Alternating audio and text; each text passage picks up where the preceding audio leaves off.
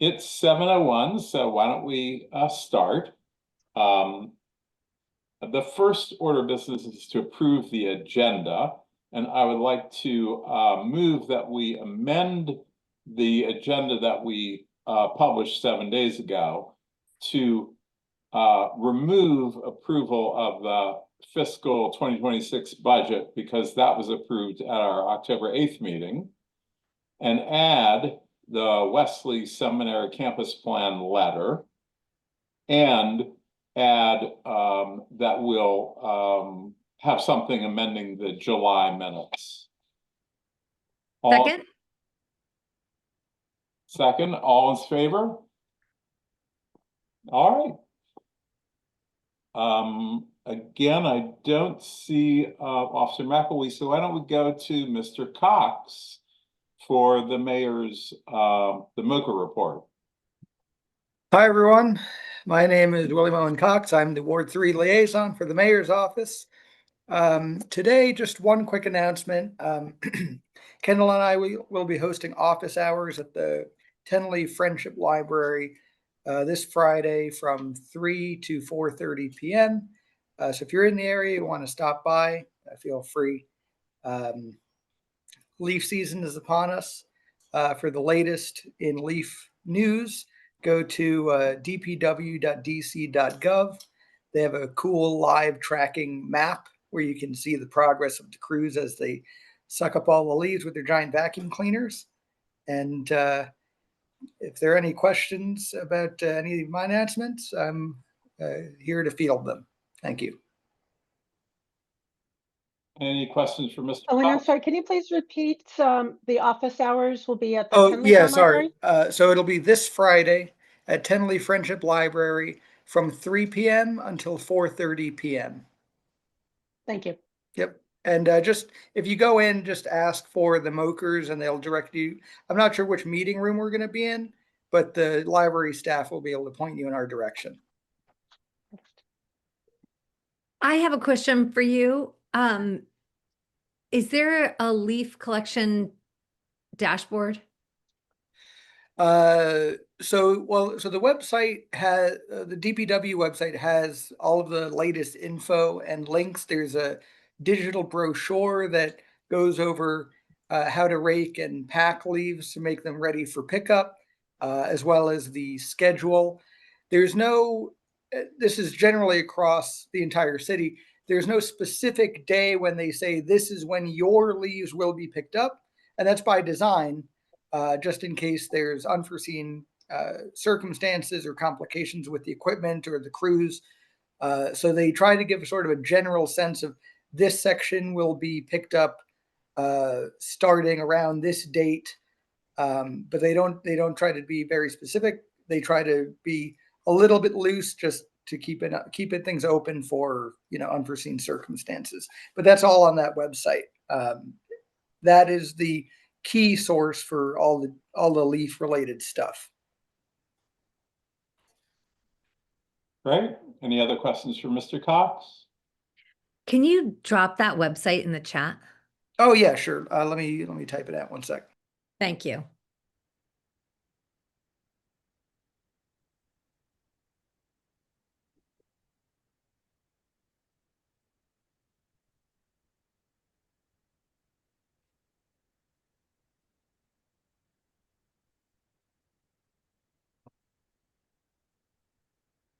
Right. Any other questions for Mr. Cox? All right.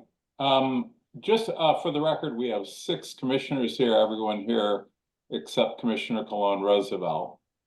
Let's move to Councilmember Fruitman's office. Mr. Charles. Sorry. Yeah, it's Nora. Hi everyone. So Councilmember Fruitman co-chaired a joint oversight roundtable with the Committee on Health, chaired by Christina Henderson, on behavioral health supports in permanent supportive housing, or PSH programs. The hearing examined how DHS and DBH can strengthen collaboration to better support residents with serious mental health or substance use needs who rely on vouchers. During the roundtable, DBH announced 2 initiatives focused on improving living conditions in buildings with high number of voucher holders along Connecticut Avenue. So first, DBH has partnered with Community Connections to create a hotline for residents and landlords to report. Did you have a concern? Okay, to report concerns before they escalate to crises, and that number is 202-281-2911. I'll, of course, put it in the chat. DBH also places additional case managers in 8 buildings along Connecticut Avenue with high numbers of reported incidents. So these case managers are on site Monday through Friday to engage with residents, coordinate with property management, and arrange care for residents experiencing crises, as well as address whether residents need more support than a housing voucher can offer. Advocating for these measures has been a top priority for Councilmember Fruman throughout his time in office, and this positive change would not have happened without years of hard work from the leadership of ANCs and community advocates. Moving on to 311. So residents can now submit requests related to cable wires by calling 311, which will share these cases directly to the Office of Cable, Television, Film, Music, and Entertainment, or OCTFME. This change comes in response to feedback from residents and reflects the council members' work with the Committee on Human Services to improve how these concerns are addressed. Previously, the process to report issues with cable wires wasn't well known, and Councilmember Fruman is glad to have a clearer, more accessible path. Please note that safety issues like down or low-hanging wires will be prioritized over less urgent aesthetic concerns. And as a reminder, downed power lines or poles, such as after a storm, can be handled by PEPCO, and DDOT should be reported to PEPCO. I'll just second the fall leaf collection message, but don't have to repeat. You can find a lot of details in our newsletter, but generally residents can find their collection schedule and guidelines on dpw.dc.gov or by calling 311. Residents 65 or older or those with disabilities can apply for the district's snow sidewalk shoveling enforcement exemption through December 2nd, so it's coming up. This exemption prevents fines for those unable to shovel due to age or disability, though it does not provide snow removal services. Applications are available online or by contacting 311 for assistance, and there's a website that I'll put in the chat after I'm done talking. And lastly, there's a newsletter coming out this Thursday, November 20th, where residents can read more on all of this and sign up for the next newsletter on our website, mattfrumanward3.com. And that's it from our office. Yes, Commissioner Duncan. So I'm very interested in this cable wire 311. So the cable wires are a huge problem around here because the cable companies just leave these rat's nests of cables up on the poles, down on the ground. They're look to be sort of like junction boxes, like left everywhere. Are these the sort of things that we can just go into 311 and look up cable wires and there'll be like a form for us to fill out? Do you know what it looks like and what we can call in? I mean, it's kind Yeah, of like aesthetics and trash, right? so I've never done this myself. So I don't know if it's a drop-down option. Owen? But you can just look up. So I'm actually on the 311 app right now. I'm scrolling through to see if I can find it, although I haven't today updated my app, so it may not be in here until you update it. So I'm on the website. If you type in cable wire, no results were found. It would, like, this is a big problem here. And if you Yeah, could let me get back to you on that. and find out, because right now it is 100% not on there under cable wires. Yeah, happy to follow up. Thank you. Any I'll other be- questions? Other questions? Okay, thank you very much. I don't see anyone from American, George Washington, or Georgetown universities. Is there anyone on who's wanting to speak for one of those universities? I don't see any of the representatives. Okay, and Mr. Brown, you're not going to talk about anything except you're just waiting for the what's on the agenda. Am I right? That's correct. Okay. And I don't see the German embassy. So why don't we go right to commissioner updates, starting with Commissioner Elkins. I don't have anything, Mr. Chairman. Commissioner Duncan, No updates. Commissioner Blumenthal. As soon as I do. I've got an update since our last meeting on the Arizona Avenue trolley trail improvements. This was something that anyone in the community was following the listserv saw updated via Commissioner Duncan, but I'll share it here. Since our last meeting, as you may recall, on September 30th, DDOT presented their proposal to replace the pedestrian bridge over Arizona Avenue and to improve the trolley trail that connects to it at a public meeting. Regarding the trail, they initially presented two options, either an asphalt trail surface with drainage improvements that will be maintained by DDOT, or no action at all on the trail, no drainage options, no DDOT maintenance. Subsequent to our last meeting on October 10, DDOT contacted the ANC and informed us that the district's ADA lawyers determined that the connecting trail must meet ADA, Americans with Disabilities Act, accessibility standards. And that means that the no action option for the trail is no longer an option. DDOT has received hundreds of comments, they tell us, on their input form.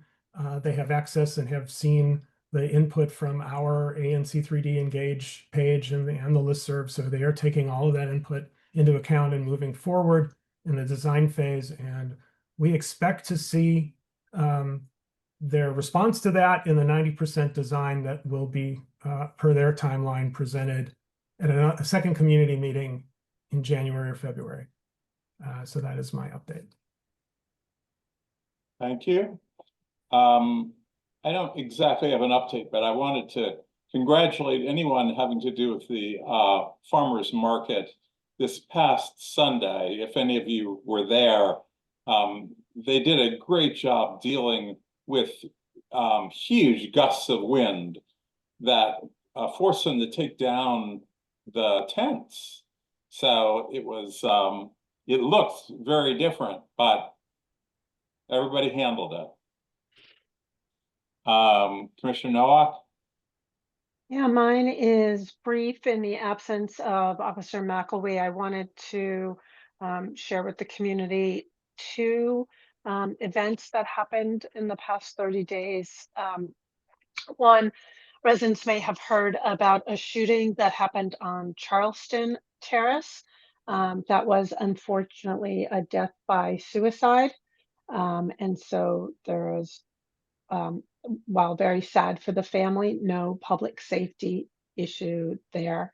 The second, and I'll defer to Commissioner Simkowitz on this, was an officer involved shooting a few days later on Reservoir Road. And as I said, I'll just highlight it so that it's out there, but since that's in Commissioner Simkowitz's area, I'll let him talk more about it. But it is unfortunate for those of us in the Palisades who are not used to dealing with shootings, that there were 3 in a very short period of time. So it's often said that bad things happen in threes. Hopefully this is our last and we can move on to better things.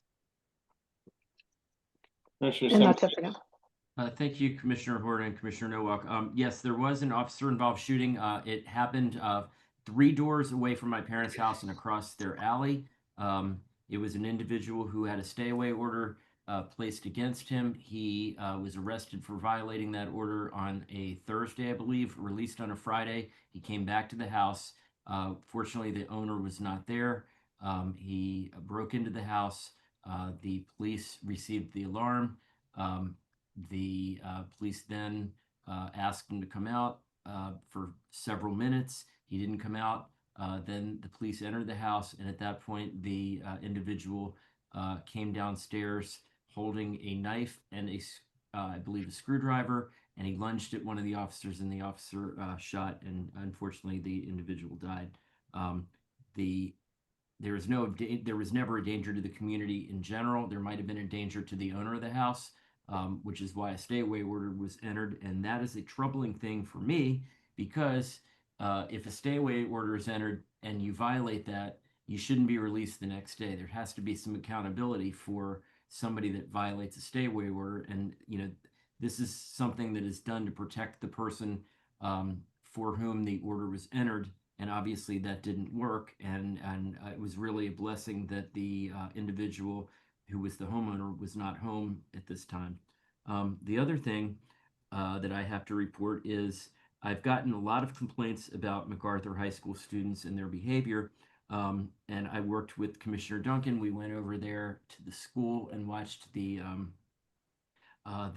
Metropolitan Police Department and Metro Transit, the Park Police, and I don't know if there might have been one or two other agencies there. Apparently there was some bad blood between some students at MacArthur High School and some students at Duke Ellington, and it was causing problems on the bus, formerly known as the D6. And I believe, and Commissioner Duncan can correct me, through the intervention of everybody, including the school officials, that is no longer a problem, fortunately. But we have had some other situations that have gone on over there, including some assaults of people that are over 60, which is unfortunate. There was a stolen car that ended up near MacArthur High School where some students were arrested. And those are things that hopefully we will be able to talk to the principal, talk to MPD, and they won't be going on for very much longer. But it is a problem now, and we do have to think about this in the future. And maybe that will be the subject of a meeting later on. But right now, that's all I can report. Very good. Commissioner Nowak?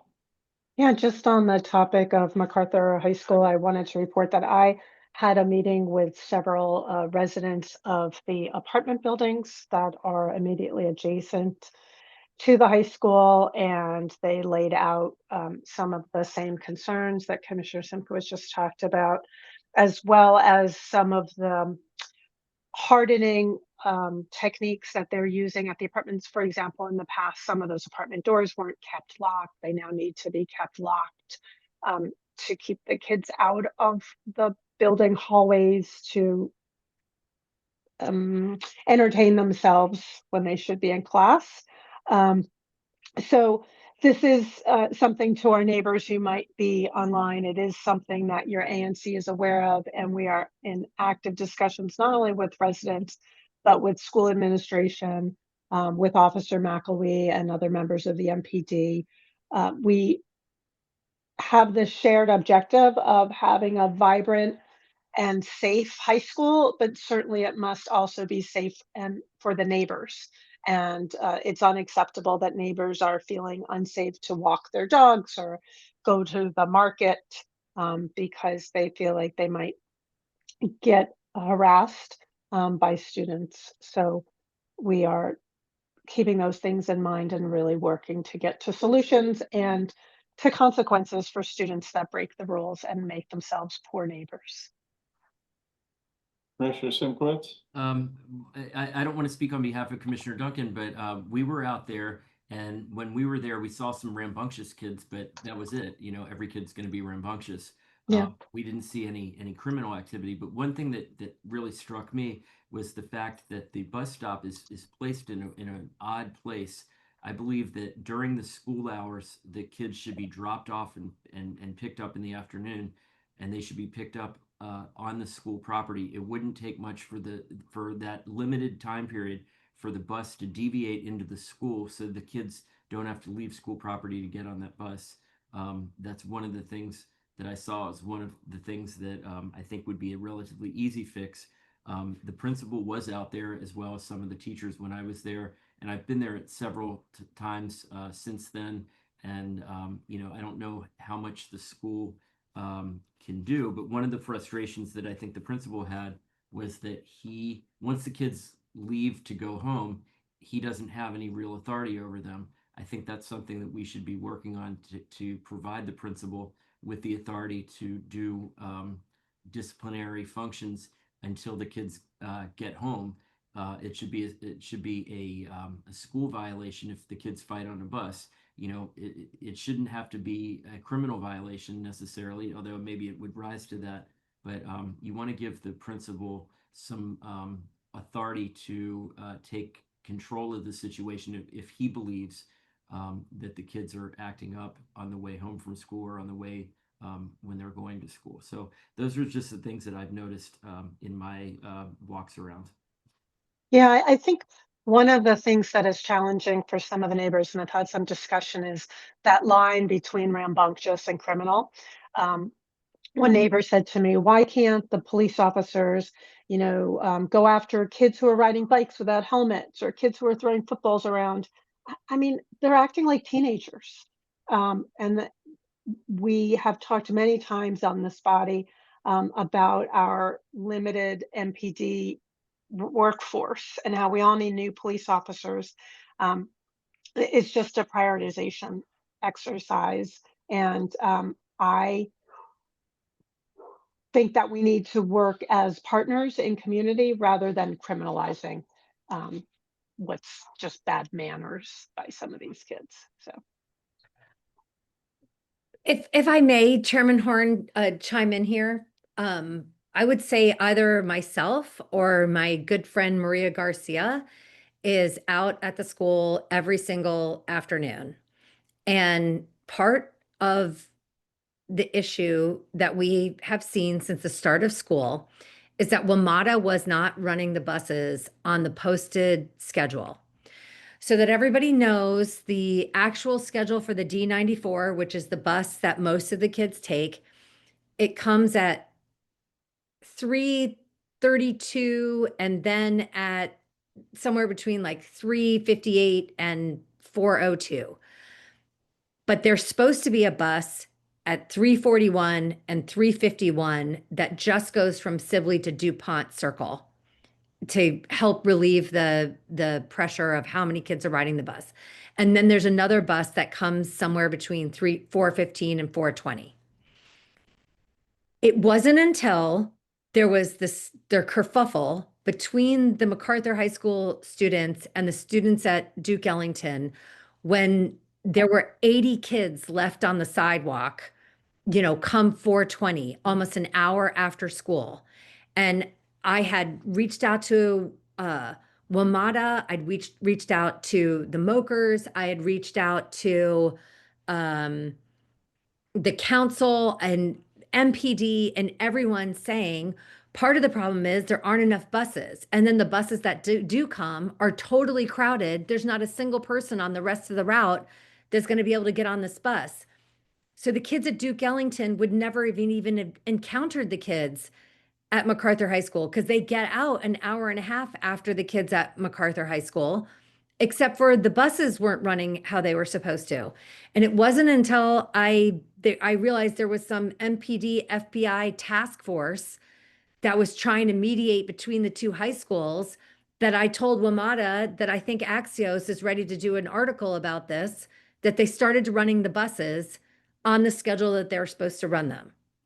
So I would say now, over the past 4 weeks, almost every student is cleared off that sidewalk at 4 p.m. And to Commissioner Simquitz's point about the buses picking up inside the campus, the school is under construction right now. It's a complete construction zone. So when it opens up, I have asked DCPS to make sure that the buses can pull in, because there will be a 15-foot sidewalk plus a little common area for all of those kids. Because next year there's going to be 150 more kids on the sidewalk and we don't have enough buses. And I believe that this is a city generated issue. Now, most of the problems that we are seeing with harassment of neighbors and stuff is not actually happening right after school because the administration is out there on the sidewalk every day. Either I'm out there or Maria Garcia's out there. The deli is fine. The kids know the rules, not like only so many kids can go in there at one time. There is a police officer who has a detail there every day after school. If they see a kid light up a joint on the sidewalk, the police are doing nothing. It's me as a mother yelling at the kid, "You're not old enough to smoke that, put it away." I am like beyond frustrated with the entire system. I feel like we're setting up these kids for failure. And I, you know, I still go there and we have a great relationship with the school. The school absolutely is taking the behavior of their kids outside of school, disciplinary action within the school. But the city needs to do better. Yeah, and to build on that, Commissioner Duncan, the residents to whom I spoke about the kids being in the hallways and misbehaving was during the school day. Mhm. It was not after, the kids that were cutting class. And, They should absolutely call the police because the truant, like when we get reports that there's kids in the parking garage, like down near Bang Pop, we call the police. The truant guys come. They pick up these kids and they send them to school. I have also been told that some kids who have been expelled from other schools have been transferred to MacArthur. And, that's not helping the good kids that are there at all. So yeah, I'm beyond frustrated. All right. What I'd like to do is to wrap up the commissioner updates and go to the community issues and concerns. Commissioner Elkins, did you want to speak about the school? I did. It's Okay. me hearing, thank you, Mr. Chairman, hearing all of this, it seems to me that this commission is in a special position to essentially raise this in a more even more consolidated way than our fellow commissioners here on the commission have done yet. It seems to me, I don't know, I'm not involved personally, so I'm not the right person to come up with this, and we don't need to do it now, but I'm just saying that perhaps there needs to be a more concerted effort by the full commission to bring all these parties together, perhaps at our January meeting, to essentially say, what are we going to do about this problem? And bring all the parties together, including the principal, of course, who could help us make our presentation. But I just seems to me that dealing with each of these agencies separately may not be, well, clearly this work still to be done, and that would be MPD and DCPS and the WMATA. I don't know whether we can pull it off, but I'm just raising the issue. I mean, the buses are better now. Yeah. I think, and it looks like Andrew Beath also has his hand raised, but Commissioner Nowak, those residents, if they see kids during the day hanging about, they need to call the school. they are, and they are Okay. also calling MPD, and I think it is a question of response time from both of them. That, because they are doing as you are doing, which is get out of here, go back to school. You're not supposed to be doing that. And that I think puts the kids a bit on alert. Whether they leave immediately or not is, I don't know the exact timing of how long they then leave, but it does seem as though by the time the police respond, the kids have gone on their way, presumably to go to their next class. I don't know. I will say, if someone snaps a photo of the kids and sends it and texts it to someone at the school or comes after school and talks to an administrator on the sidewalk and shows them a picture of the students, they know all the students. Yes, Like yes, there will be like major intervention. They want this school to be a good part of the community. for sure. All right. So let's move to the community issues and concerns. Mr. Beef has had his hand up for quite some time. I assume it's about the school, and this would be an appropriate time to talk about it. Thanks. Just wanted to say I actually have been for the past 3 or 4 weeks heading down MacArthur Boulevard right at drop-off time, and I will say I've been very impressed with the MPD presence in front of the school, and I've seen you, Trisha, out there talking to them. So yeah, I think this is their presence there is a testament, obviously, to your efforts and JP efforts and others.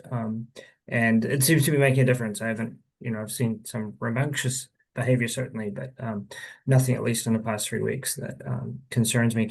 A question though regarding the C85 bus, which is the bus that heads past MacArthur down, or should be heading down to Foggy Bottom, right? And would provide, I imagine, a more direct alternative for those students who are connecting to Metro Rail.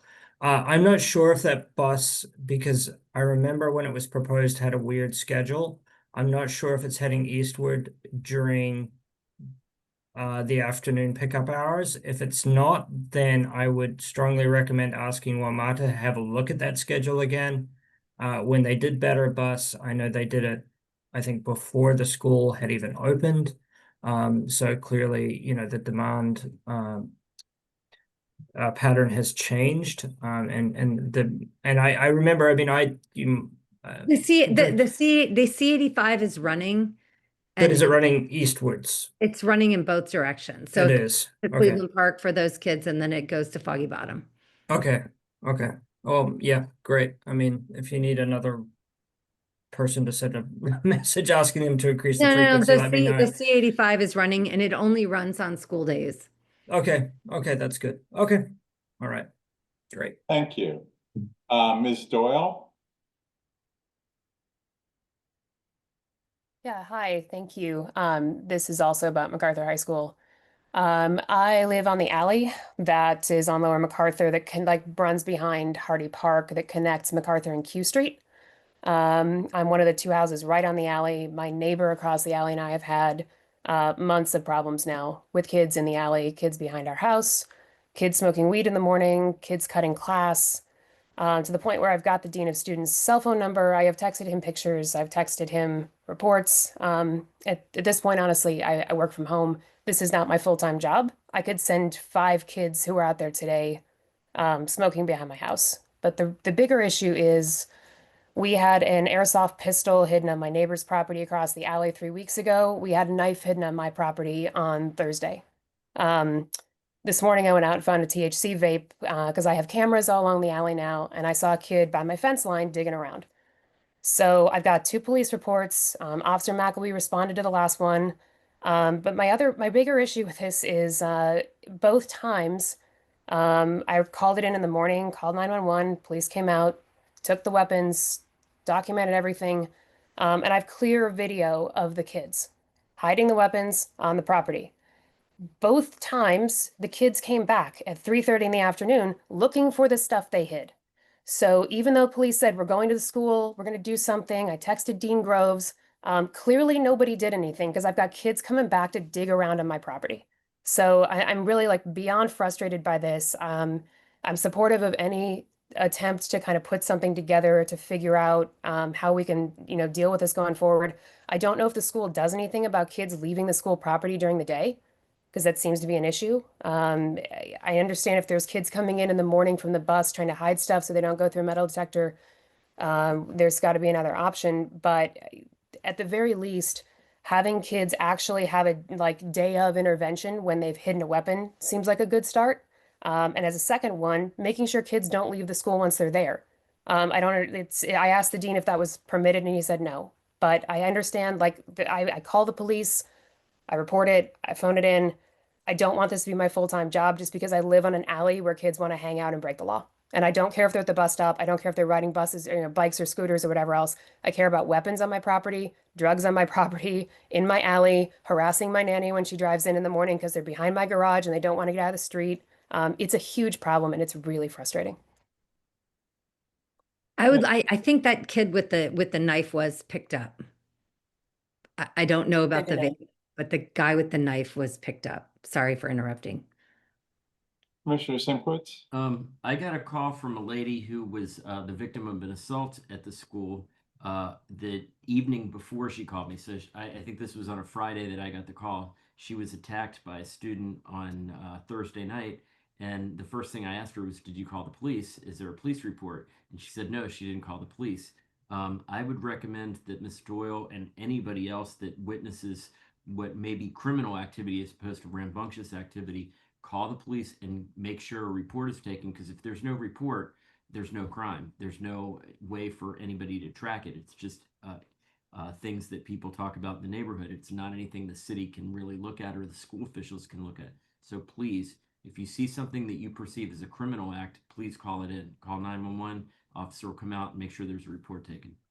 Yeah, I did for both of the weapons charges, so I've got copies of those reports. The kids trespassing on my property, my neighbor's property, at some point, like my neighbor is not on here, I don't think, but he's been really worried about retaliation, kids coming back. We had an altercation where we were out in the alley looking at something in his yard together and just walked into some kids digging around behind his garage, and he asked what they were doing and they cursed us out and, F you and so on and so forth. So I think it's a question of like, what level do you call it in, and is MPD going to do anything, or are they just going to take a report and now the kids know you called it in and they know where you live?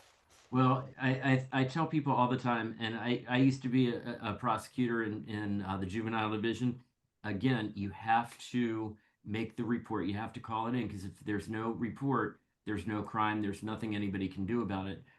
They don't necessarily know that you're the one that called it in. A lot of people call in things. In fact, when something happens, you get a lot of people calling 911 at the same time. But I had a guy that was the subject of retaliation. When I was talking to the lady that was pushed over by a group of students, somebody came out of their house and said that they were yelling at some students for smoking pot on their steps, and the guy pushed him away and they left. But that night somebody threw a brick through his window. So retaliation does happen, and it shouldn't. And but again, we need to have these cameras. I've stressed the camera program all the time, and it's very helpful. And if you can get clear video, we can take the video to the police. The police can take it to the school, and they can identify the kids that did this. Out of curiosity, I mean, this is the other reason I haven't called all of these in, is a lot of times I'm looking back through the video throughout the course of the day and it's not in real time. So they're not in the alley. There's nothing to call out and have somebody come and disperse them. What should we do in that circumstance? Well, for example, if you see somebody dispose of a weapon and hide it in your bushes, or bury it or whatever they do, that is a crime.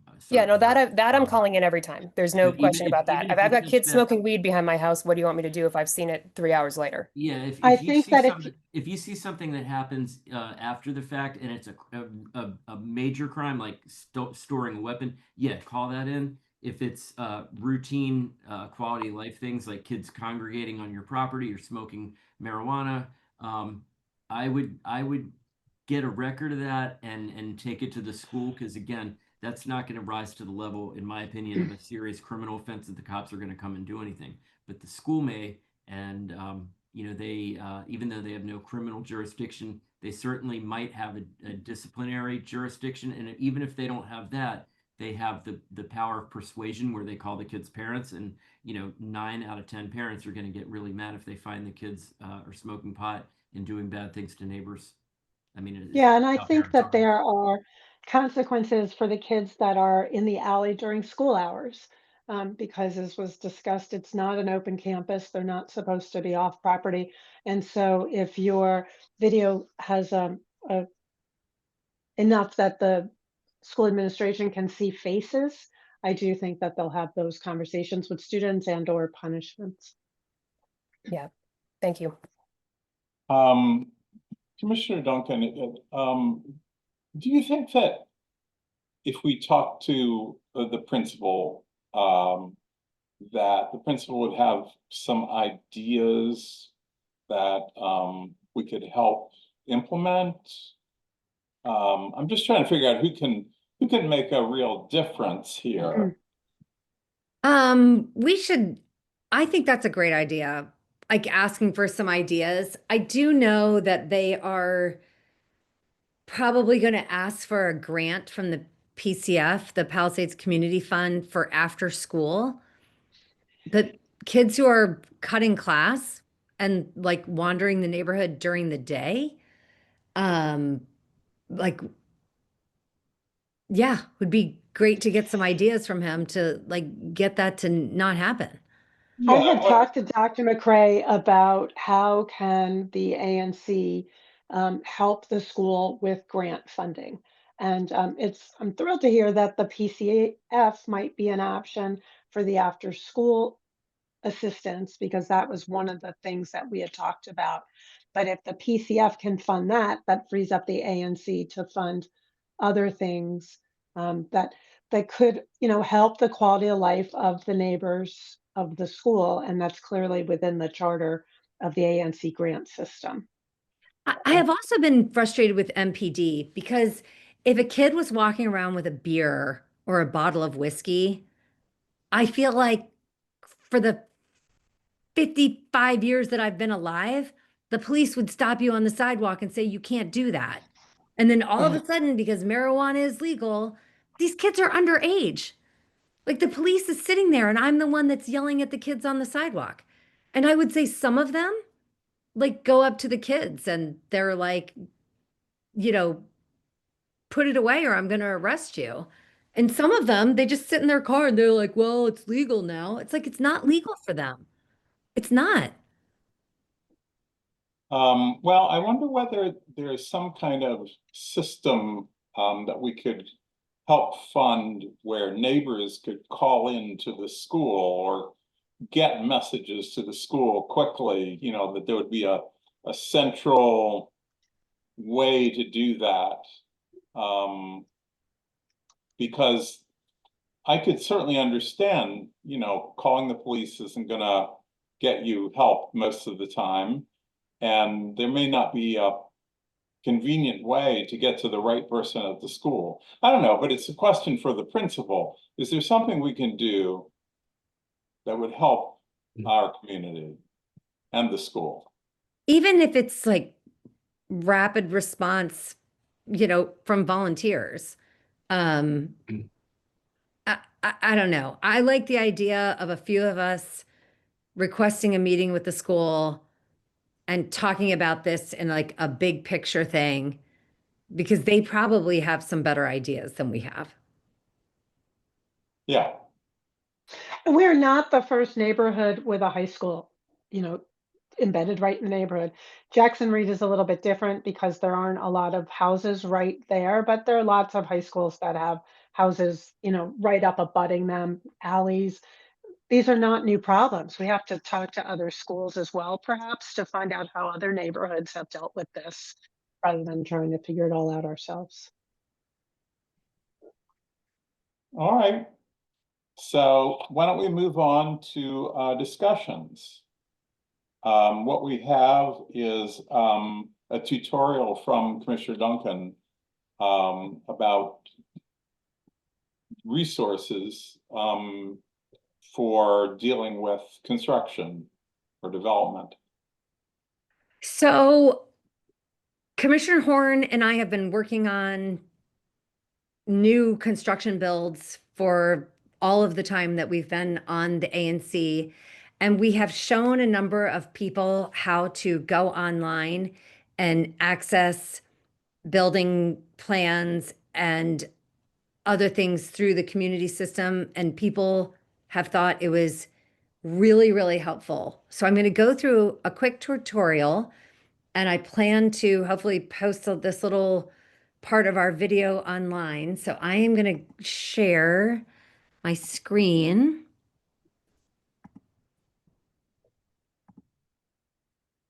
There, I think you can see my Google. Okay, so I'm also going to post this in the chat. The website you want to go to is can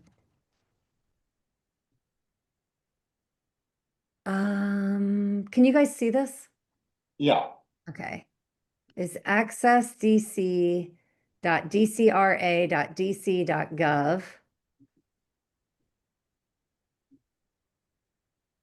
Okay, it is, I am already logged in, but there is a Access DC screen that will come up and you will have to create a login, but anyone can do it with their email address. And once you get into Access DC, there are a whole bunch of different things that you can use. This is also a dashboard that small businesses and people can use to upload all of these things.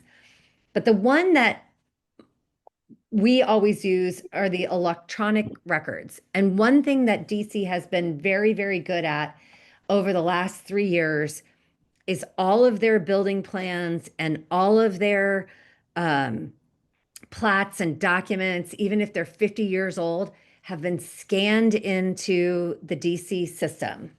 So let's say you are a homeowner and the house next door has been sold and they've torn it down and they're building a new house and you don't know what is happening and no one's telling you anything. You can go to eRecords. And I will say the system is extremely glitchy. And sometimes you get to a screen and you have to sort of finesse your way through it. But this is the basic electronics records management system. I almost always, I have recent searches, but if you're new, you're going to want to go to all searches and click this little arrow. And the DOB public permit sets is almost always what you're going to click on. And this will be the screen that comes up. You can search things by address, or you can search things by building permit number. If you are next to a construction site, they are supposed to have their building permits posted so that you can see them from the sidewalk. And a good developer is going to have their signs posted right at the sidewalk. But if they don't, you can always look it up by address. But I am going to, there's a new tear down at the corner of Dana and Sherrier at 5065 Sherrier Place. I'm going to search. Oh, and there are going to be all of these records that come up. If you scroll over, it'll show you the date. You can see these are new. They have building permit documents scanned in from a long time ago. So you might even see things from 2010, whatever. This is a brand new build. And there's going to be a lot of documents here. So you can look up elevations, you can look at the building plat. But generally, if you see, this one is just the stamped drawing. So I usually click on one of these and it's going to come up. Takes a little bit of time. And I try and make it as big as I can. Are you guys seeing this, the window? yeah. Okay, you are. Okay, great. So this is the cover page of the plans. And I'm going to go ahead and zoom in on this. This is going to be the site plan. We're seeing the window with your list of permits. I don't know if you switched to a different Oh, window. so this is a pop-up window. Do you not see the drawing? It's just the thumbnail of it on the right-hand side. Oh, okay. Hold on a second. Let me go back. See if I can stop sharing and then share the pop-up window because that is going to show you. Here it is. Here, this is showing my, oh, here we go. When you click on it, the pop-up window comes up. So Yeah, this right now we can here, see it. yeah, all right, so this is Sherrier up here. Let me see if I can make this a little bit bigger. There's Dana. And there's Sherrier. It's a corner lot. Right now, they're excavating. It's a big, giant hole in the wall. So if I was neighbors of this and I wanted to know what was going on, and I didn't have any information from the builder, you can go in and you can see exactly what they're doing. And people should know, new homes, when they're built, have to have an 8-foot side setback on both sides. And then they need to have a 25-foot setback from the rear of the house to the back of the property line, unless you have an ancillary dwelling unit. So this one I'm seeing is going to have a little detached garage. This driveway is already existing, so they're obviously going to make some improvements. And then this building here needs to be 20 feet from the back of the house. The building lot coverage is only supposed to cover 40% of the whole lot. And then you're only supposed to have 10% more of impervious surface. So I'm looking at this. And you can see here this line on the outside. This is actually the property line where it has a dash line, dash. This is the property line here. Everything else to the street is public space. It looks like they're covering more than 40% because they have all of these pavers here, but they are probably making these drainage underneath. This is a lot of concrete on this particular site. This is the first time I'm taking a look at this. It looks like it's meeting all of the zoning regulations. Not sure how this ADU is so close to the driveway here. That's something I might ask about. But this is a really good resource to look up to see what is happening on the properties on your block, in the neighborhood, somewhere else. If you're worried about how high it's going to be, if I get out of this, I'm going to have to stop sharing again. When you go to look at these permits, you'll be able to go and look at elevations, and it'll show you how high that home is going to be. Let's see if I can click on this. It's a little bit slow. These drawings have a lot of space. All right, I'm going to stop sharing. I'm going to share again. This pop-up window. So you can see this is going to be the front of the house as you are on Sherrier. But on Dana, you can see how big this house is going to be.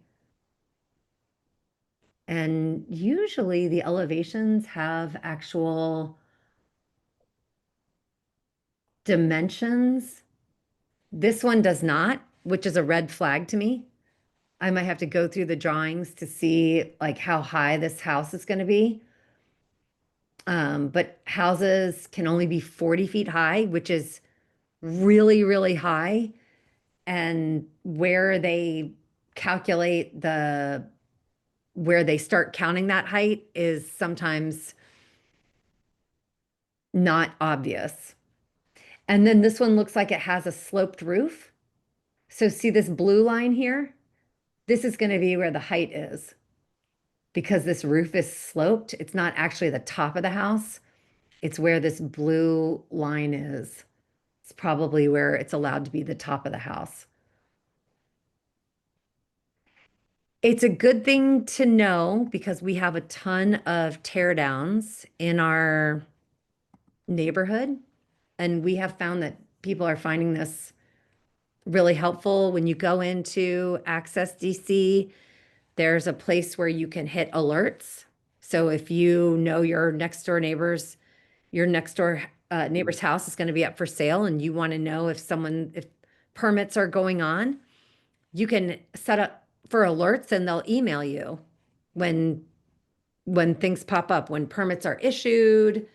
And it is much better to find out if there's going to be a problem with a build before it is built, because we have found that once something is built in this city, there is no way anyone's tearing that thing down. I've seen it twice. Does anyone have any questions on how this works? It's amazing what you can see. Yes, Commissioner Elkins. Sure, this is very helpful, and I think it would, particularly because we live in a neighborhood where it is very profitable for developers to make changes, shall we call it that, tear downs or whatever, to maybe post this on our website, but also maybe do some more detailed thing. That very first drawing you brought up, which all the lines and this sort of thing, is intimidating. Most people don't know what to make of most of what's on that diagram. You've had more experience than most of us, and so maybe all of us, and so it's less intimidating to you. But I think none of us need more work, but I'm just suggesting that. I actually, I hear what you're saying. If I hear what you're, maybe do a little video where I get into the nitty gritty on how to read that. This is the property line. This is the public space. If I could have like 2 more minutes, I also want to show people how to look up the zoning maps in the city. So I'm gonna share my screen one more time. As you're bringing that up, I'm going to suggest a series of videos. Maybe Maybe so. TikTok series in your future. All right, so you can see here that I have just put zoning maps in my Google search, and I look up the zoning maps in DC all the time, so it's the first thing that shows up. But if you wrote DC zoning maps, this would come up, and the official zoning map for DC, you can click on this map. And you can see there's the District of Columbia. Our ANC is over here where my cursor is. And let's, I'm going to type in an address. I'll do my address. So it's going to zoom in. This is my street. Every parcel in the district has a square and a lot number. And if you go to the zoning maps and write that down, there are places in that Access DC where you can look up plats for your own house. If you are, trying to, if you want to put an addition on your house, these zoning maps are great. But I'm going to zoom out a little bit. Almost all of our ANC is R1B here in Palisades. In Spring Valley, you've got half R1B and R1A. R1A and R1B are single family home parcels. R1B lots are a little bit smaller.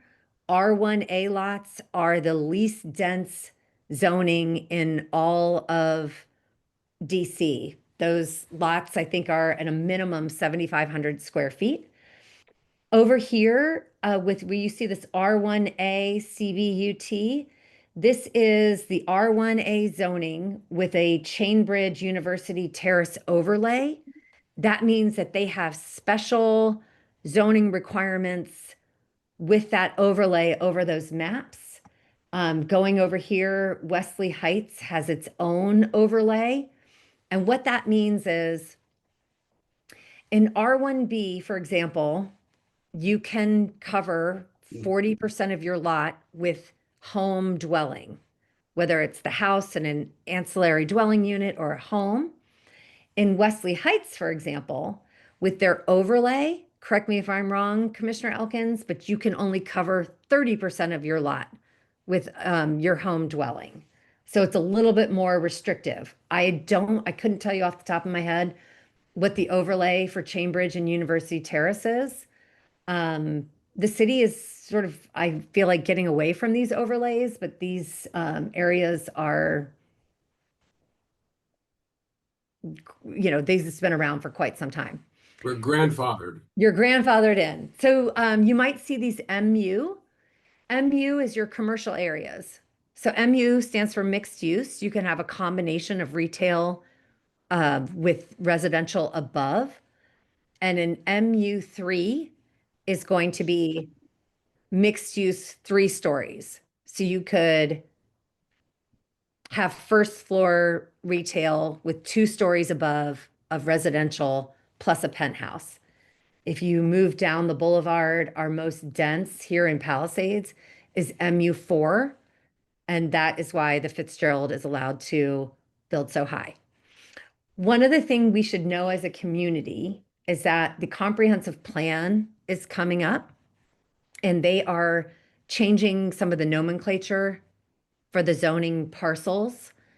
And there's always an opportunity, and I'm not saying we're going to do this, it's just an example. Let's say we wanted to extend our commercial area here where the Starbucks is, and we wanted to do the parcel across the street, across Arizona, or this, that, and the other. Communities can actually petition the zoning commission to change the zoning, generally to become more permissive, if that's something like a community wanted to do. Are there any questions on those? Zoning maps are also pretty good too. And sometimes things are referred to as, you might hear a term called the FLUM. Those are the future use land maps. The city, ANCs actually can petition the city to change our land use if we ever, find a need. All right, any other questions? Well, thank you so much. That was great. And we may have to do this again. Let's move on to official actions. The first official action is the BZA case concerning an exception to allow massage establishment on the second floor of 4818 MacArthur. I move to approve this exception as per the draft letter that's on the website. Is there a second? Commissioner Nowak seconds. The situation is that this is a small place on the second floor, and the first floor is Little Ivy's, and Little Ivy's submitted a support letter for this exception. On one side, the south side, it's the house, the property is vacant, so there's no neighbor there. And on the north side, it's the pet groomer who I talked to and has no problem with this. And of course, this was advertised to everybody within 200 feet, and I have not heard anyone against it, but maybe there's someone here today. So that's my recommendation. Is there anyone would like to speak about this?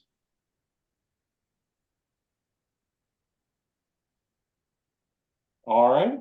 If hearing no objections, I move that, or I ask for a vote on this. All in favor? Aye. Aye. Aye. Commissioner Elkins, is he here to vote? Yeah, is Commissioner Elkins voting? Mm. Okay, we'll record as 5-0. I am Okay. here voting in favor. Okay, Okay, 6-0. just in Thank you time. very much. Let's move on to the Wesley Seminary Campus Plan, Commissioner Duncan. Motion on the floor is to approve this letter of support for the further processing with the amendments that I plan to introduce. Do I have a second? I second. These are all friendly amendments, but if I could ask Catherine to pull up the letter that was posted on the website for members of the public and my colleagues on the commission. We have been at this project for over 4 years, and we are at the point in the zoning commission. There's a hearing on Monday, and we are in the further processing part of the application and of the campus plan. My original letter was going to address 3 things: a construction management agreement, affordable housing, and a fence. I have decided to eliminate the portion that had to do with the fence completely. So that's not even a part of this letter. We should know that a construction management agreement is going to be signed by Commission 3E because Wesley is in their ANC. But as the commissioner for the neighbors who are there, I have been in contact with them, and they are part of the negotiations of the construction management agreement. It is my understanding that they have recently sent comments to Wesley a couple days ago, and there's still some back and forth. 3E is going to sign it, but I intend to, be a point person in terms of moving that forward. But our letter here basically says we support 3E signing this document, and we feel like Wesley is negotiating this construction management agreement in good faith.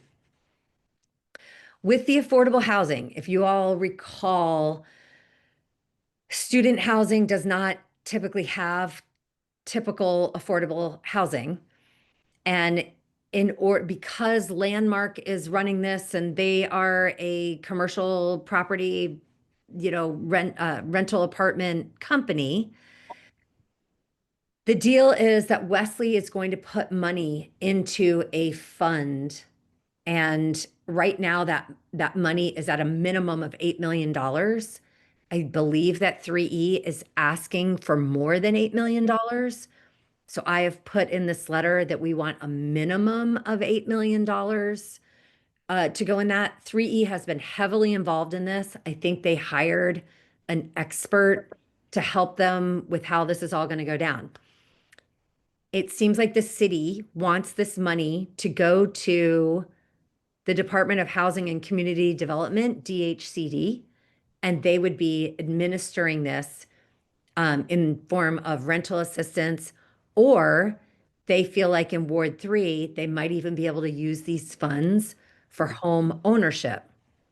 One of the things that I spoke with 3E about was that they wanted properties that homeowners use to purchase to become permanent, affordable housing units. And 3E and I sort of think, well, what's the point of getting this assistance to be a homeowner if you can't then have the benefit of like accumulating wealth with that home ownership? So I've basically stated in here that that's like the only part of the plan that we want them to change. Our main point of this letter is that we see no objectionable impacts with moving forward with this campus plan. And I hope you all will support me. The meeting is next Monday. I am going to be away, but I'm going to log in and testify. And I've asked Commissioner Elkins to help me if it goes really late, because I am going to be overseas and it's going to be really late. Commissioner Nowak? So on the topic of the affordable housing, I understand what you're saying about the interest in building equity. It's like a counter alternative. One of the programs that I've seen in the past when an individual gets funding to buy affordable housing is that you must sell to somebody who similarly qualifies for affordable housing. And you can do that at market rates. That's not a problem. Well, you can do that within the confines of whatever that affordable housing,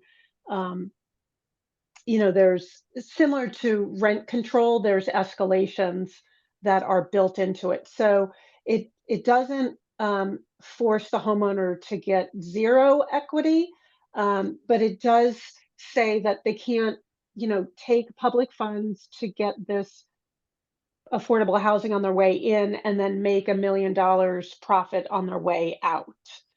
So I'm wondering if you would consider any sort of program that might say that it needs to stay affordable housing is basically the bottom line. I mean, that's the way that it's written now. So maybe we just say a minimum of $8 million.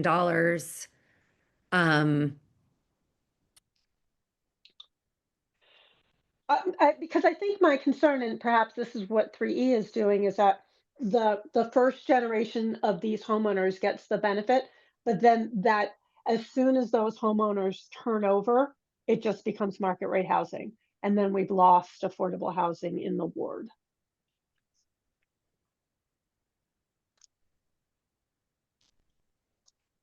Does anyone else have any comments on? Commissioner Simkowitz? I agree 100% with Commissioner Nowak. This could be somebody winning the lottery by getting this thing. They move out 3 years later and make $1 million, and that wouldn't be fair to anybody because it takes away an affordable unit from the ability. The city has a certain number. We need affordable housing, obviously, but you can't have somebody win the lottery and then it goes back into the unaffordable category, because that will happen 100%. But the more important thing that I think I want to make a point is this is owned by a private entity. This is not a dormitory. It's a private apartment. And I've said this 1 billion times. This was they shouldn't have ever gotten this thing through. They should have affordable units within this building. A lot of college students at AU and Wesley are not wealthy people, and they would qualify on their own, whether as students or whether they're family, for affordable units. And we shouldn't give this company a free pass to not offer affordable units, just like every other apartment building in the city does. I mean, we're giving them, they're probably jumping up and down at how we're giving them an exception from this, and that is insane. We shouldn't be doing this. So I'm going to vote no just for that reason. So, Catherine, can you stop sharing for a second? We went back and forth a million times on this, Commissioner Simkowitz, and I think this is the city that was saying we don't do affordable housing with student housing because we want to save our affordable housing for district residents that are here long term. And it's just, they basically said that we don't do that. And but it's not company are laughing at us right now. They're laughing all the way to the bank on this thing. I mean, they do have to cough up millions of dollars. It's not like they don't. Wesley, well, 8 million at a minimum of 8 million is what we're Wesley talking about. does. And that's Oh no, that's this is Landmark that's paying this. Oh, well, how do we know? It looks like on the letter it's Wesley paying it, but even still, that's a small drop in the bucket. If you have to have this thing affordable for a 30-year lifespan of a building, it's certainly a lot more to have an affordable unit for 30 years than to give somebody $8 million today. I mean, they're laughing at us, and you know, I just don't think that this ever should have been approved. This is not a dormitory, and Okay, this is Commissioner not Simkowitz. no, this is not student housing. It's a dormitory. It's an apartment that happens to be rented for students, and this was a bad plan from the beginning, and I'm going to vote again against it. Yeah, that's okay. That, I think we've had this conversation and I understand. Does someone else want to speak on this topic?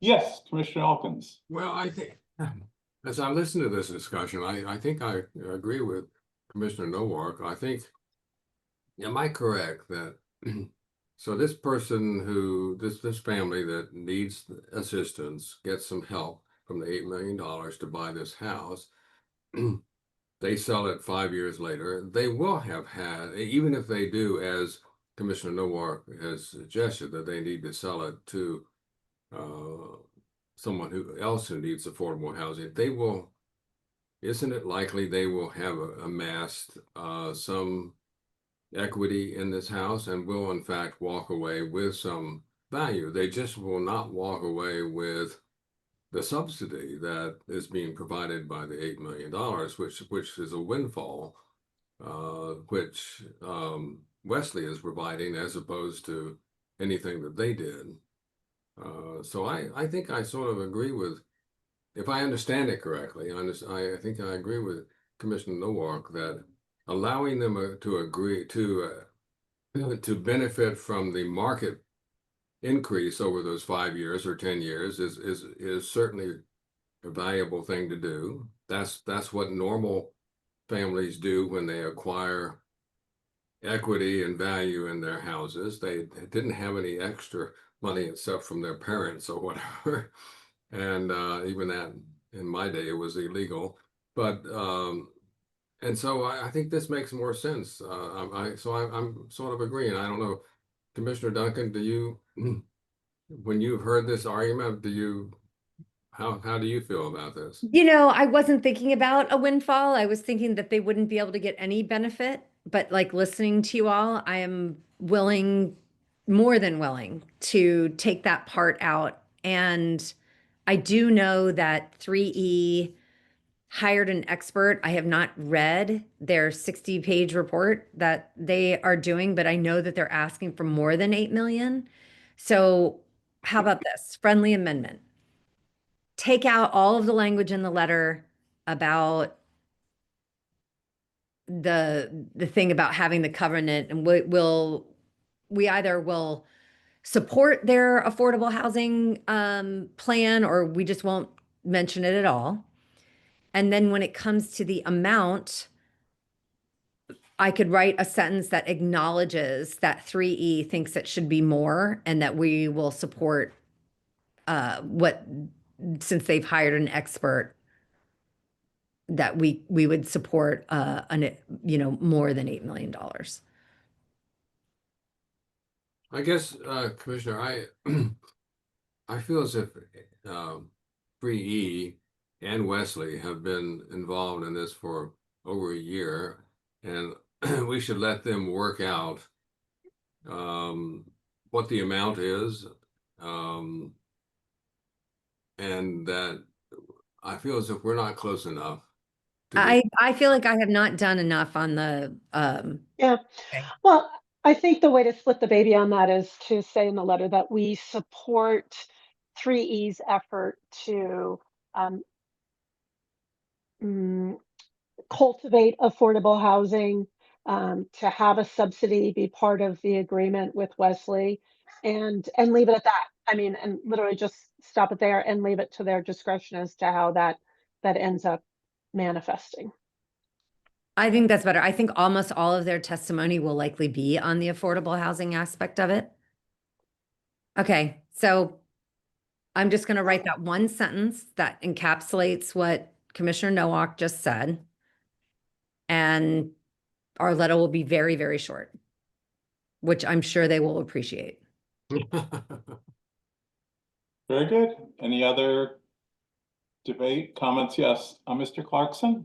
Yes, thanks. Thanks again to everyone, particularly Trisha and Chuck for their work, long time work on this odyssey of a project in case. On the construction management plan, there's a provision that requires the Wesley or the contractor to provide a log of community complaints should any arise, and make that available to ANC3D, 3E, and I guess the construction management committee. And I would just request that log, that complaint log, be posted on the ANC's website.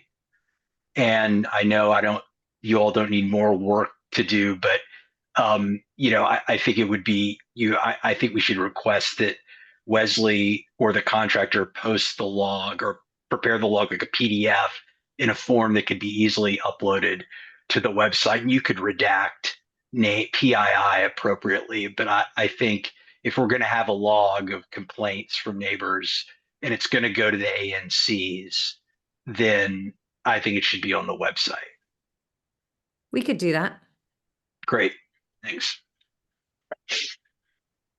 Any other comments or debate? Laura? Well, could we just make sure that Wesley is the one who's redacting the personal information? Chuck, I'll redact it. I'll do it. I'll do it. Okay, that's a deal. That's a Yeah. deal. Very good. All right. So I'd like to call the question. All in favor of the letter as amended? Aye. 5 aye, no. 1 no. All right. Let's move on. Thank you very much. Thank you. Let's move on to the Canal Road sidewalk. Commissioner Duncan? Motion on the floor is to approve sending this letter to members of the council, Freeman, Pinto, and Charles Allen about widening the sidewalk on Canal Road. Do I have a second? Commissioner Simplett? Yes. So we all know what the project is. The slope stabilization project there is very dramatic if you've driven by there. And we feel like this is a opportunity to widen this sidewalk. The Transportation Committee, particularly Commissioner Blumenthal and Co-Chair Heimert, and the committee have worked very hard on this. Are there any comments on our strategy of going to the council, to try and get, because this is going to take some funding? Commissioner Elkins. Well, I was looking, this is a very minor issue. I just want this letter to be as effective as possible. Under paragraph that's number 1 at the very end, DDOT could more efficiently engage in this project now or soon than as a standalone project. Is that, I'm not sure what that means. What we were I think I know what trying, it means, but I think the grammar may not be quite right. the grammar's like not that great. So my friendly amendment is for us to clear up the grammar, that we are essentially trying to say it would probably be more cost effective to try and do this now than revisit it Later, right. later. That would be fine if you would do that. Very good. Any other commissioner have a comment? Yes, Mr. Blumenthal. I noticed Mr. Peterson from Georgetown is not here. And so I don't think we can add this without his sign off, but Commissioner Duncan and I have had a conversation with him about this topic, and he has been favorably disposed to certainly the sidewalk piece of it. I don't know how much of this can be added to the letter. Is the request that we indicate in the letter that Georgetown University joins us in supporting this effort? I think that's something we couldn't vote. We could Yeah. request Mr. Peterson that And as you said, Commissioner, I don't think that we can add that in their absence, but I think that's something we could probably get them to agree to before the letter goes out. I think philosophically they're in favor of the sidewalk. I would like to add that we could edit the letter to add that with permission. Can we do that? Yeah, yes, Okay. yes. All right, So we would vote, so the vote would be that it's approved as amended with the option to further edit upon discussions with Georgetown seeking their support to add them as being in concurrence. all right. Mr. Beef? Yeah, Trisha, I don't know if you saw the comments that I provided to Andrew Heimer. I mean, obviously very supportive of the letter. I just would like it to make the case for rehabilitating the trolley trestle a little bit more strongly. Just to pick up on Chuck's point, I think the work that DC Water is doing atop the embankment there really would dramatically reduce the costs for certainly for connecting that trolley trestle to the parking lot there at Georgetown. And I think that point could be made a little bit more explicitly. And I just wonder also whether it would be worth, given how averse the council tends to be to funding projects in our neck of the woods, whether it would be worth mentioning here that both the sidewalk, but particularly the trolley trestle rehabilitation would enable students from across the city to attend MacArthur High School lots more safely and easily and cheaply, given the lack of existing alternatives and really being only the bus at this point. So I don't know if it's worth making that point, whether you've got any thought to that, but it'd be good to get your reactions. I guess my feeling is that the council knows about the trolley trestle because we've been talking to everyone and their mom, and I've been looking for private donors to help fund it. I feel pretty strongly that I want to go really hard on just the sidewalk on this particular letter, because I think that it might be something that could actually happen. But I'm willing to take other comments. Commissioner Nowak? I would just say that one of the things we need to weigh is the perceived strength of the Georgetown concurrence, because if we put the trolley trestle as part of that, we will not get Georgetown to sign on. That might be something we get in the long term, but we won't get a quick turn on that. So it's sort of one or the other. Well, the Georgetown endorsement could be limited to number one. We could make that very explicit, that it could be part of just that paragraph number one and not deal with the trestle. I agree with your point that they're not going to instantly address the trestle. But we could assure them that we're only putting their endorsement in with regard to the sidewalk.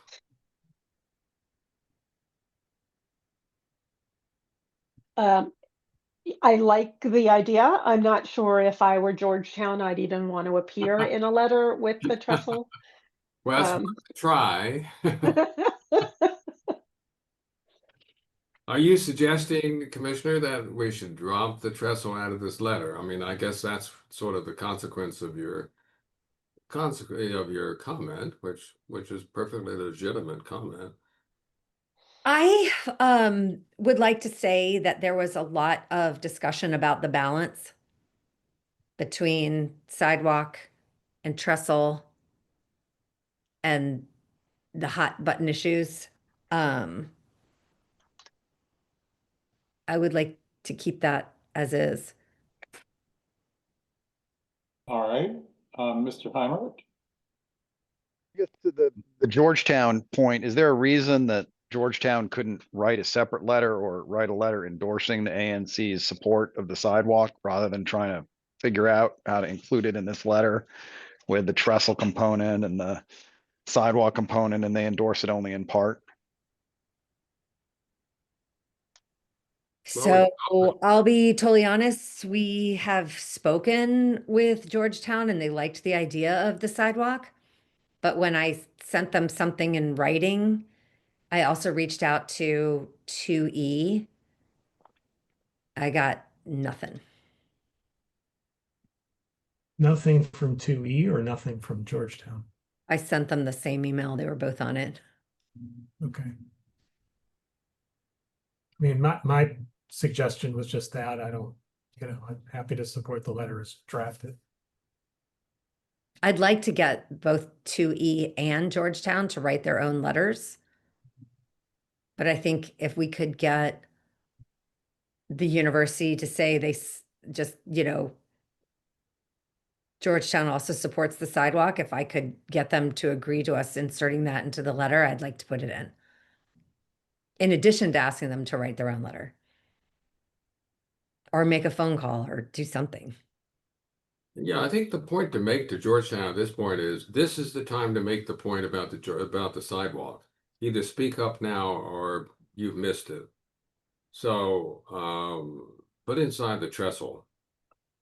This is the time for them to speak up, either in our letter or a separate letter.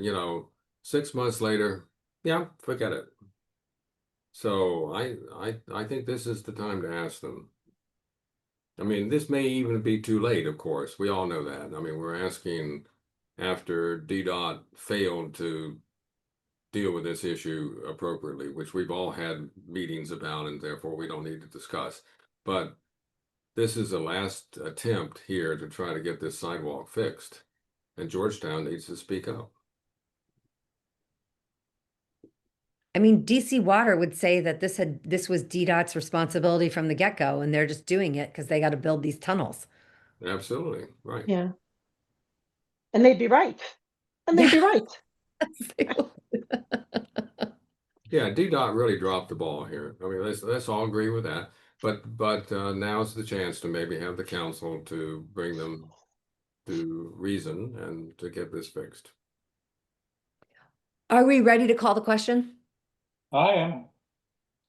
All right. All right, so the motion is to, do you want to explain what's amended in this letter? All right. Motion is to approve the Canal Road sidewalk letter. And we shall amend it if approval is given from Georgetown to add that they support the sidewalk. Was there another amendment? I think that was it. I Okay. think that ended up being it. All right, all in favor of the letter as amended? 6 in favor. Very good. Let's move on to the U Street traffic calming. Motion on the floor is to send to DDOT our letter from the Transportation Committee on the U Street traffic calming ideas near OLV, U Street and 48th. Do I have a second?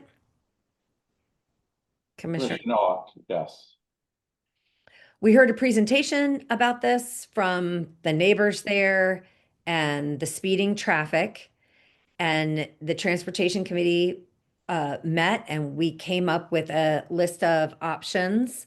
And at the end, we had asked DDOT, in your wisdom, could you implement one of these? Could you come look at it? We've done all the things.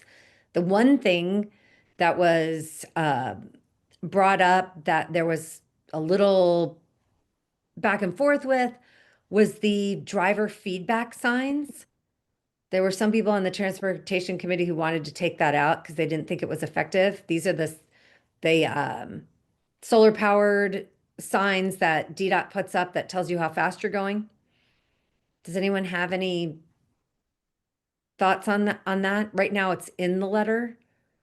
I also would like to add that we have those bolt-in curb things, but we are not suggesting they put those across the road so that the cars are jarring over that, but that we make the turn a little bit sharper.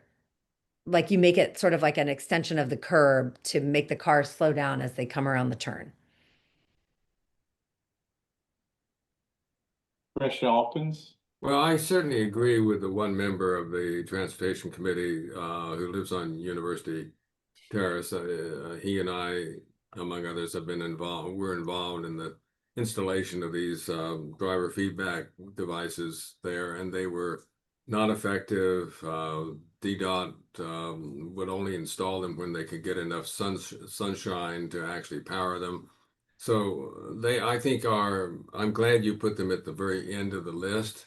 But I would not move to take them out of the letter, but I think that if in fact this is where DDOT goes, we should make sure that they put them in the right place. What happened on University Terrace is they said, oh, we can't put them where they really are needed. We got to put them where we can get enough sunshine. And I think this ANC wrote to the Director Kirschbaum and asked her to explore having non-solar powered driver feedback devices. I think she did agree to look into that, but we've never heard from her. And so I assume these will be solar driven. So I don't know what the tree canopy situation is in this case, but if in fact that is the solution that DDOT comes up with, I would ask that we be vigilant and make sure they try to put them where they actually would have an effect, which they did not do on University Terrace. Just so I'm orienting myself, this is the area that's behind the Fitzgerald. Yeah, Right? yeah. So the Yeah. cars come around and then Yeah, like coming from the by library and then down between the Fitzgerald and the CBS and OLV. exactly. Yeah, I hear your concern, Commissioner Elkins. I don't think there's a big tree cover there, so I don't think that we have concerns. So just trying to picture the trees in my head. I travel that street frequently, and I don't think that there's a deep canopy. Well, that would be good news. Yes, I have not Yeah. driven it recently, so I can speak to that. All right. Any other discussion of this letter? I would like to call the question. All in favor of this letter? 6 in favor. Thank you. The next is the stop sign on Rodman. Commissioner Duncan? Motion on the floor is to request from DDOT a stop sign at the intersection of 49th and Rodman to make that a four-way stop. Do I have a second? Commissioner Nowak? Transportation Committee is busy. This was brought to us by concerned neighbors there, and a petition was circulated that was not electronic, that was actually physically circulated, and they got over 50 signatures. I've never seen that kind of support, which makes me think this is really needed. And I think our letter is crystal clear. I drew a map. We're going to attach the petition to it. We've made a TSI request. If we get this, I think this will just be like a huge home run for everyone. Very good. Mr. Clarkson? Yeah, I'd just like to thank Tricia and the commissioners and Andrew Heimert, members of the Transportation Committee, for bringing this up with DDOT to begin with. And I know it goes back till last summer, your efforts on this. So thanks very much. And we'll continue to gather signatures. And if the commission has any additional guidance, anything you need from the neighbors as far as engaging with Commissioner Fruman's office or DDOT directly, we're happy to do that, because it seems like this is a very easy, cheap, efficient solution. So thank you. Any other discussion of this? Yes, Commissioner Alkins. Mr. Chairman, this is really a minor point, but the letter does not show that the attachment, there is going to be the attachment. I think the petition is very important. And for those who read this document, they need to know that that was a part of our official. If I understand what you're saying, we are going to officially attach the petition. We are, because there was people's names and addresses on there, I didn't want to post it to the website. But in fact, it will be sent forward to the Department of Transportation. It will. Well, could we have attachment or something to the letter? Reference the Just petition in at the the letter. bottom, it says petition attached, or just some Yes. reference in the letter. Record of Yes. what it is, right? But attach Yes. petition from, you know. We absolutely can do that. Okay, thank you. That's about as minor a point as I could ever consider making. Any other discussion of this stop sign? All in favor of this letter? 6 in favor, 6-0. The last official action is the sidewalk on Loughborough. Commissioner Duncan? Motion on the floor is to send this letter to DDOT suggesting that they start on the Loughborough sidewalk in a specific section. Do I have a second? Commissioner Nowak seconds the motion. So the Transportation Committee, we had gotten comments from constituents that people were using the bus stop on the non-sidewalk side of Loughborough. There is no sidewalk from Indian Lane all the way down to Dale Carlia. There's one section where maybe it's the Mexican ambassador's house might have a sidewalk. There's a patch of sidewalk. So we know that DDOT is never going to do that in one fell swoop, but we thought that we would ask for the easiest part to be started, and this would be from Arizona to Glenbrook, where there are a number of bus stops along that way. And it seems to us, geography-wise, the easiest place to put a sidewalk. And we are requesting that DDOT start there in that patch. Very good. Any other comments or suggestions? Yes, Commissioner Elkins. I was not in favor of this letter at first during the Transportation Committee meeting because I think we have higher priorities within the 3D, specifically around the Fitzgerald. But I heard at that meeting that, and this is why I'm mentioning it, that DDOT has those sidewalks near the Fitzgerald in their plans.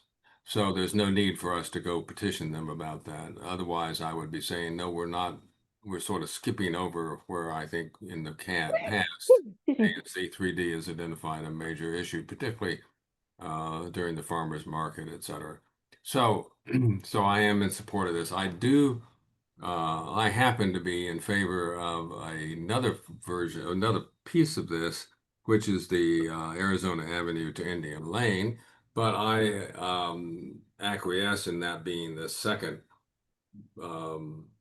place in which they build a sidewalk. But I would hope that this commission would stay focused on this. And after they construct this first one, which takes care of a lot of the bus stops, that we not let them off the hook for finishing the sidewalk on Loughborough, starting, I would argue, and I will argue at the time, if I'm still here, that we focused on Indian Lane.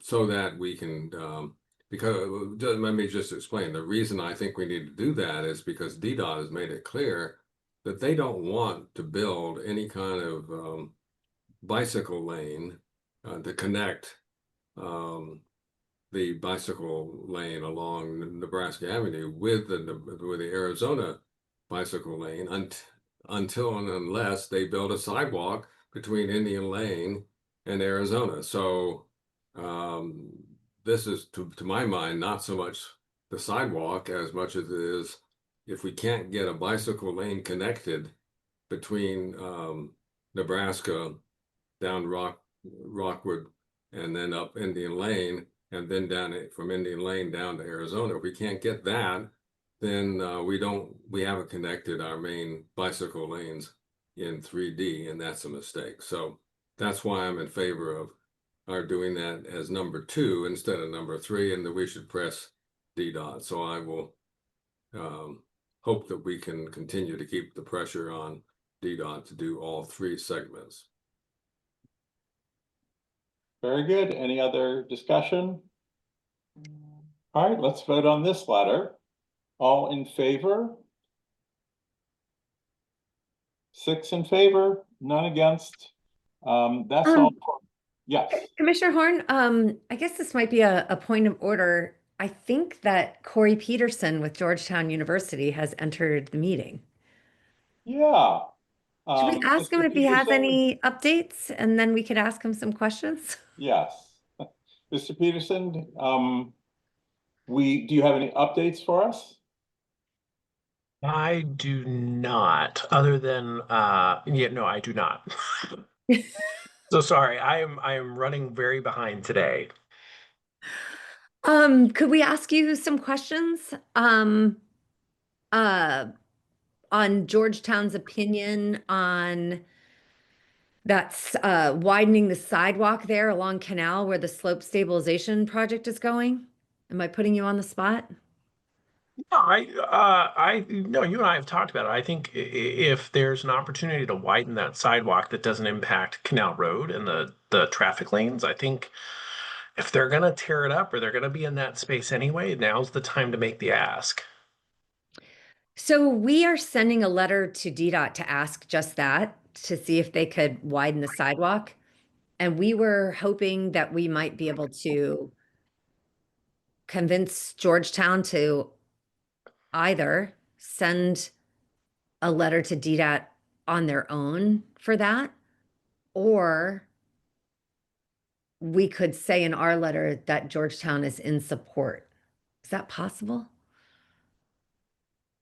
Yeah, let me take it back internally. On what the best option would be, if that's okay. I apologize. Yeah, no. I'm totally putting you on the spot. You entered the meeting. I was like, let's ask him. No, I appreciate that. I'm so sorry I'm not prepared on that.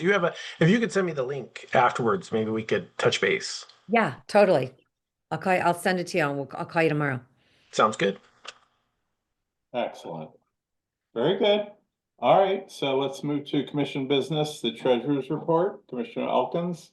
Yes, I'm happy to report that we had an opening balance of $33,050.80, and our closing balance was the same. We did not have any expenditures during the intervening period since our last meeting. So that's the treasurer's report, and of course, it does not include that 33,000. That's just our checking account. We have our savings account of $45,000. So we are, when I joined this commission, how many years ago? 9 years ago, we had a budget, we had a savings of almost zero. So I think the history of this commission has been good. We've been very good stewards of the city's money, but we do have money available if there's something we could do to help the high school. We can bring it back, and it's not like we're impoverished. We could, in fact, make a decision. Very good. We don't need to approve the treasurer's report. There's no vote for that. No. Next is it is statutorily required that I provide it, but not that you approve it. The ANC annual report, Commissioner Duncan. Mr. Chairman, are we going to take up the correction to the minutes? Maybe that's later. We'll do that. I think that's the next immediately after agenda this. item. Okay, thank you. Commissioner Duncan, the annual report. Motion on the floor is to approve our annual report. All right, and it looked terrific. Really, quite a job. I have to say last year's was just a lot more robust, but it would not have even been finished if it had not been for Catherine our administrator. So thank you so, so much. It looks great. I thought it was really to the point. Yeah. So it really brought across all the information without a lot of excess narrative. Mr. Chairman, can I just point out, did we have a second and I missed it? Sorry, on the, I On the know annual report? Commissioner Duncan is moving for an approval. Do we have a second on that? Let's I'm say happy to I second it. Okay. And is there any other conversation or debate? All right, approval of the ANC annual report. All in favor? 6 in favor, 0 against. Does Now- anyone, excuse me, Mr. Chairman, does anyone know where or how we submit that? Do we send that to the council, to Robert White? The secretary of the council, I believe, and I think also Robert White, because of course does have oversight, and then of course to OANC. Oh, right, What OANC. we've done in the past. Commissioner Duncan, I'll see who we sent last year's to. All right, thank you. The next is approval of the minutes. There are 2 different months to talk about. Commissioner Nowak? Yeah, thank you, Mr. Chairman. So October minutes were distributed, and I think without much to discuss there. There is a second month that needs to be discussed and approved. That is the July 2025 minutes. The OANC reviews said minutes and didn't like some of our language surrounding the approval of the QFR. And so our treasurer, Mr. Elkins, and I, as your secretary, request a revote on the July minutes that we can make it clear that we had approved the Q3 QFR in July. So I think we should probably move those as 2 separate questions. Can I move first for approval of the October minutes? Is there a second Yes, on that? I second that. Okay.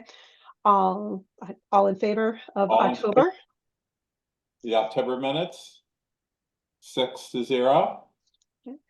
And then the second motion is for the approval of the July 2025 minutes as revised, as discussed. And I will second that. A friendly amendment to that, if I could, Mr. Chairman. I think OANC would also like us to insert the actual opening and closing amounts in the treasurer's report, which were $32,579.63 opening and $34,863.60 as the closing. It may not be necessary, but they're getting much more strict now because the auditor, separate from OANC, is putting pressure on OANC to be much more requiring this kind of information in these minutes. And as our former treasurer can testify, going back and forth with OANC on these matters is very time consuming. So it's better It's to just, do more than they ask for. I think that this is a case of other less well-run commissions have made it difficult for the rest of us with their neglect and perhaps even malfeasance. And now we all pay the price of additional compliance work. So. Yes, OANC during my tenure has never had a case where we have misspent any of the money. We've always been able to resolve these issues because we've been very careful with the money. So, yeah, but the record keeping is very important. So, the former treasurer and I have both been working very hard to follow the rules. So anyway, Mr. Chairman, I'll just make a friendly amendment accepted as friendly. Yes. Very good. Any other discussion of this? All in favor of the amended July report minutes? 6 in favor, 6-0. And that's the end of commission business, yes? Commissioner, all of this talk of treasury has reminded me that I would like to ask the commission to vote on reimbursing me for the police banquet. Yes, for the sponsorship, right? Yes. That the ANC, that the commission. Can I make a motion that the commission spend $300 on a sponsorship for the Metropolitan Police banquet? I'll second that. Any discussion? All in favor? Before, Yeah. do we have approval of anybody? OANC? Yes, so we were not allowed to buy tickets, but they said we could buy a sponsorship. So we all bought our individual banquet tickets and then Yes. made the sponsorship. Yeah, and I would have gone, but I was on vacation. But and I support this 100%. Thank you. Thank Yeah. you. Yeah, that was, the sponsorship was at the suggestion of OANC. Thank you. It was $300. All right, and the vote is 6-0 for that. All right, any other commission business? I think that we are about to make this less than 2 hours long. Yeah, pretty good. Wait, with the 30 seconds that we have left, I want to welcome back our administrator. Yay, Catherine. We are so happy to have you back in your full capacity.